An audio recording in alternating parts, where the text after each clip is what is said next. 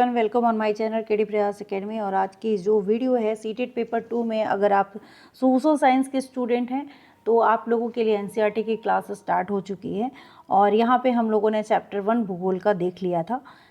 CTET social science CTET paper 2 के जो previous year question है 2024 से लेकर 2011 तक के, वो भी हमारे चैनल पे अवेलेबल हैं, तो आप उसको भी देख सकते हैं।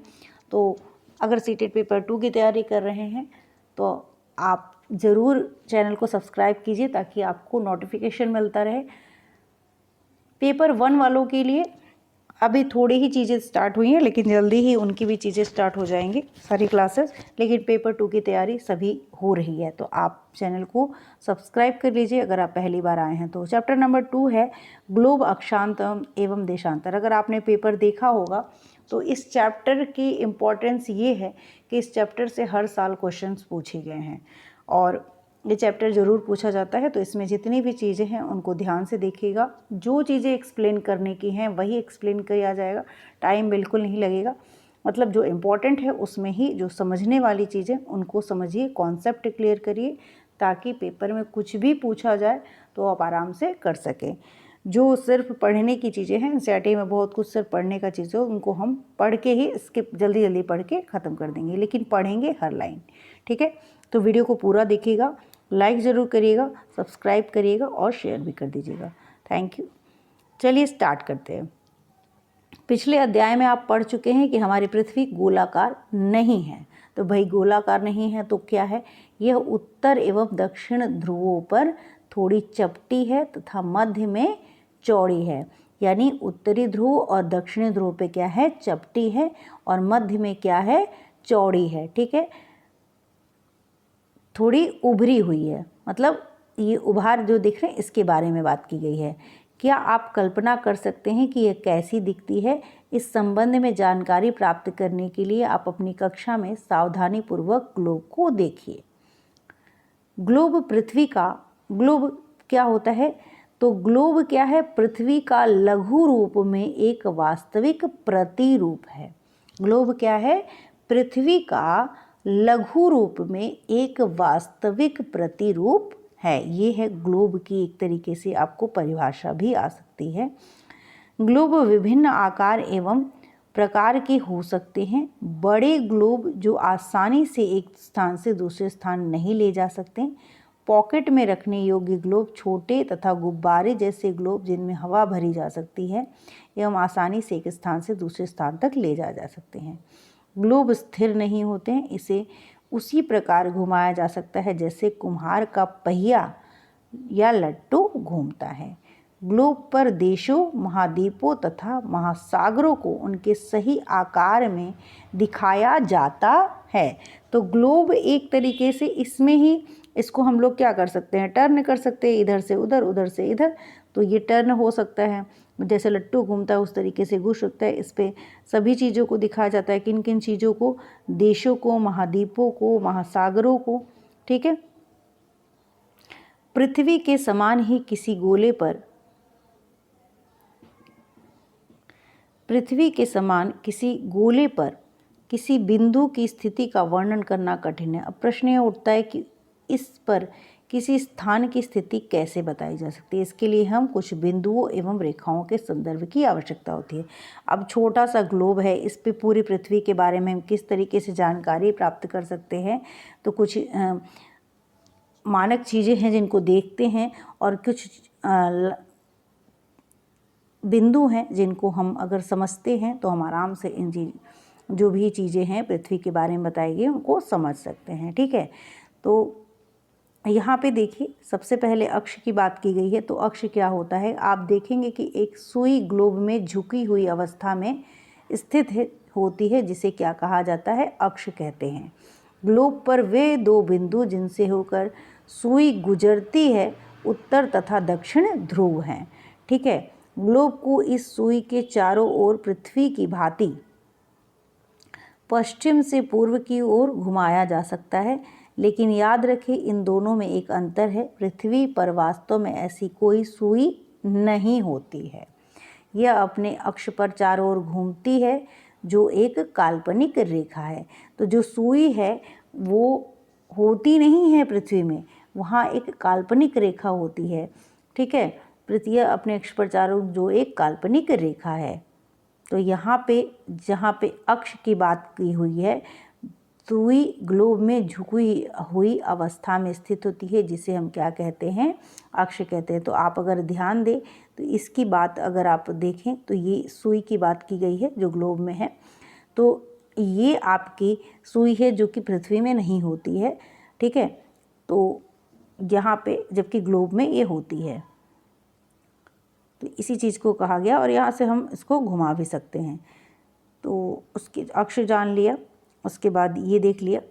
अब काल्पनिक रेखा, एक अन्य काल्पनिक रेखा भी ग्लोब को दो बराबर भागों में बांटती है। इसे हम क्या कहते हैं, विषुवत वृत्त कहा जाता है। क्या कहते हैं, विषुवत वृत्त। तो अगर आप ध्यान दें तो थोड़ा सा डायग्राम ऊपर करते हैं। तो यहाँ पे एक काल्पनिक रेखा है, ये काल्पनिक रेखा डैश डैश बना हुआ है जो हमारे पृथ्वी को, ग्लोब को दो भागों में बांट रही है। उसे क्या कहते हैं, विषुवत वृत्त कहते हैं, ठीक है। पृथ्वी के उत्तर में स्थित आधे भाग को उत्तरी गोलार्ध, तो जो ये ऊपर का भाग है आधा भाग, उसको हम कहते हैं उत्तरी गोलार्ध, तथा दक्षिण वाले आधे भाग को दक्षिणी गोलार्ध। तो नीचे का जो भाग है वो क्या है, दक्षिणी गोलार्ध, ठीक है। तो ये दोनों बराबर के आधे भाग होते हैं, यानी बराबर बराबर ऊपर का भाग और नीचे का भाग, यानी उत्तरी गोलार्ध और दक्षिणी गोलार्ध वाला दोनों भाग जो होता है वो बराबर होता है। इस प्रकार जो है विषुवत वृत्त पृथ्वी पर एक काल्पनिक वृत्त बनाती है एवं यह पृथ्वी पर विभिन्न स्थानों की स्थिति बताने का सबसे महत्वपूर्ण संदर्भ बिंदु भी है। तो विषुवत वृत्त बहुत इम्पोर्टेंट होता है, ठीक है। विषुवत वृत्त से ध्रुवों तक स्थित सभी समानांतर वृत्तों को अक्षांश यानी समांतर रेखाएं कहते हैं। अक्षांशों को अंश में मापा जाता है। तो यहाँ पे आप देखेंगे यहाँ सभी जो इसके, मान लीजिए इसके ऊपर में, विषुवत के ऊपर में ऐसे समांतर रेखाएं बनी हुई हैं, तो इनको क्या कहते हैं, अक्षांश रेखाएं या समांतर रेखाएं कहा जाता है और इनको अंश में नापा जा सकता है। विषुवत वृत्त कितने अंश को दर्शाती है, तो वो 0 अंश अक्षांश को दर्शाती है। तो विषुवत वृत्त कहाँ से स्टार्ट हो रहा है, 0 अक्ष से। चूँकि विषुवत वृत्त के दोनों तरफ ध्रुवों के बीच की दूरी पृथ्वी के चारों ओर के वृत्त का 1/4 है, अतः इसका माप होगा 360 का 1/4 यानी 90 डिग्री। समझ में? तो यहाँ पे जो विषुवत वृत्त है 0 अक्षांश है और इसके ऊपर में 90, नीचे में 90 और उस साइड 90 और उस साइड 90, यानी 1/4 अंश हो गया, यानी 90 डिग्री, ठीक है। तो यहाँ से ये जो है ये पूरा 90 डिग्री का हो जाता है और ऐसे ही नीचे भी हो जाएगा। इस प्रकार 90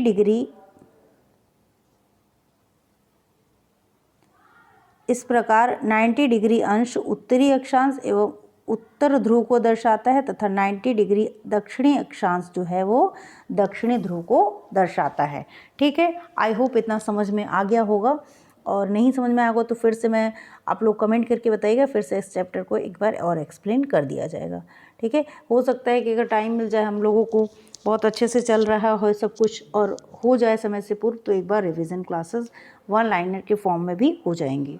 इस प्रकार विषुवत वृत्त के उत्तर की सभी समांतर रेखाओं को उत्तरी अक्षांश कहा जाता है तथा विषुवत वृत्त के दक्षिण स्थित सभी समांतर रेखाओं को दक्षिणी अक्षांश कहा जाता है। तो ये हमारा विषुवत वृत्त है और इसके ऊपर जितनी अक्षांश रेखाएं हैं उन सबों को उत्तरी अक्षांश और दक्षिण में जितनी अक्षांश रेखाएं उनको दक्षिणी अक्षांश कहा जाता है, ठीक है। तो ये समझ में आ गया। इसलिए प्रत्येक अक्षांश के मान के साथ उसकी दिशा यानी उत्तर या दक्षिण को भी लिखा जाता है। सामान्य से उत्तर या दक्षिण अक्ष ये संकेत बिंदु है, अक्षर से व्यक्त किया जाता है। उदाहरण के लिए महाराष्ट्र में चंद्रपुर एवं ब्राज़ील, दक्षिण अमेरिका में बेलो होरिजोंटे दोनों एक ही अक्षांश 20 डिग्री पर स्थित है, लेकिन चंद्रपुर विषुवत वृत्त से 20 अंश उत्तर में एवं बेलू हॉरिजॉन्ट विषुवत वृत्त के 20 अक्ष दक्षिण में है। तो दोनों तो 20 डिग्री पे ही हैं, लेकिन अंतर क्या है कि एक उत्तर में है और एक 20 डिग्री दक्षिण में स्थित है। तो इस तरीके से उनकी स्थिति स्पष्ट हो जाती है कि वो कहाँ पे हैं। ठीक है, चित्र 2.2 से स्पष्ट है यही कि जैसे जैसे हम विषुवत वृत्त से दूर जाते हैं अक्षांशों का आकार घटता जाता है। तो जैसे जैसे 2.2 को अगर आप देखें तो अक्षांशों का जो आकार है, मतलब ये जो शेप है, ये क्या हो रहा है, घटता जा रहा है, और यहाँ पे और ज़्यादा एकदम जाके छोटा सा घट जा रहा है। तो ये चीज़ आपको जाननी चाहिए।